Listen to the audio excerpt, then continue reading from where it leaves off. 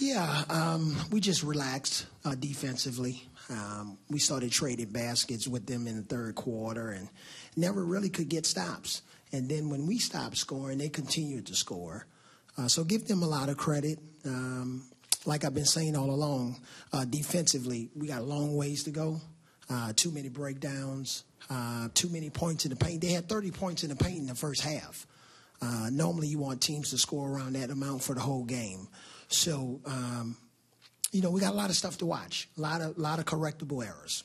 A lot of stuff to watch. I know you don't want to learn your lessons in a loss, but are there things that you could take out of this game, positives that you can use as the season progresses? Yeah, you always have some positives. I just think for our team, losses like this have to really sting more than they ever have in the past, because losses like this can come back to bite you later on in the year. So we can't afford to lose at home. We're trying to build a home court advantage. We're trying to get us a rhythm here at home, some momentum. So this was one that was definitely a winnable game. And then we just looked like we just kind of ran out of gas there at the end of the game. Had to stretch a few guys minutes-wise and just kind of ran out of gas. And, but a lot of correctable errors. A lot of ball movement, sharing the ball early on. You guys were able to get scored. Do you feel like it was adjustments made by the Timberwolves that changed things for you offensively, or do you think it was what your guys were doing? Barrera's a handful, and when Barrera's in, he causes a lot of havoc, and he did a good job of finding the open shooters. Karolinko carried them for a stretch there. Pekovic came in the fourth. So it's kind of like one of their guys took turns, and but they did a good job of executing. We just kind of lost it there, lost our way a little bit there at the end of the game. But stuff that we're going to watch and we're going to get better.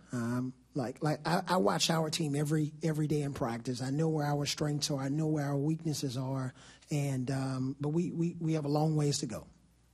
Avery, I know you've said all along this is going to take a while for this team because it's pretty much brand new to come together, but how troubling to lose a lead like that, but also against a team, obviously it's missing its two best players, you're at home, it's early. I mean, there's how troubling just to see that unfold the way it did. Well, hey, it happens. It's not going to be troubling to a point where anybody's going to quit or we're going to forget about what our goals are. So we just have to bounce back.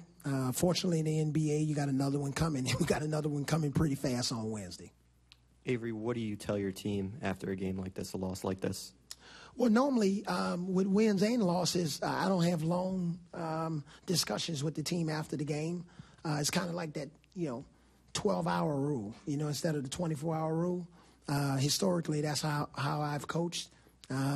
This is not a night to really go in there and rant and rave about losing the game. We'll get it on video. We'll come in tomorrow, get some work done, and, figure out where we went wrong. But obviously, we were doing something right to get a 20-point lead. Maybe that lead could have been even more had we played better defense. But then we started just trading baskets with them, and that's not good. That's not a good recipe for success.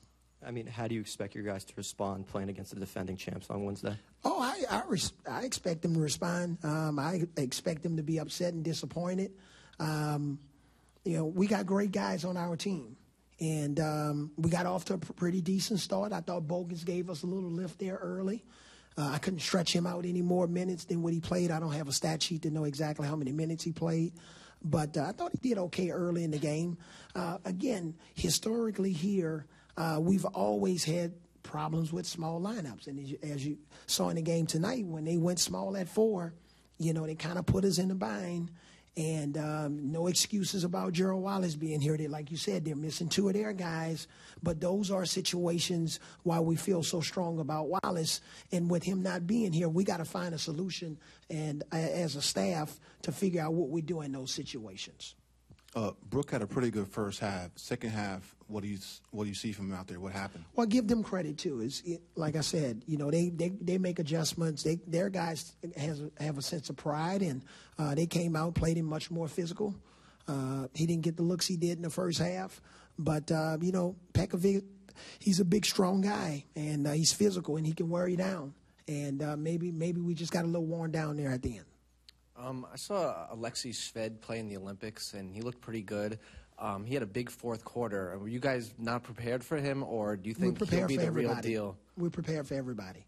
We don't leave guys off of our scouting reports. His name was on the scouting report. We watch video on him, so we're prepared for everybody.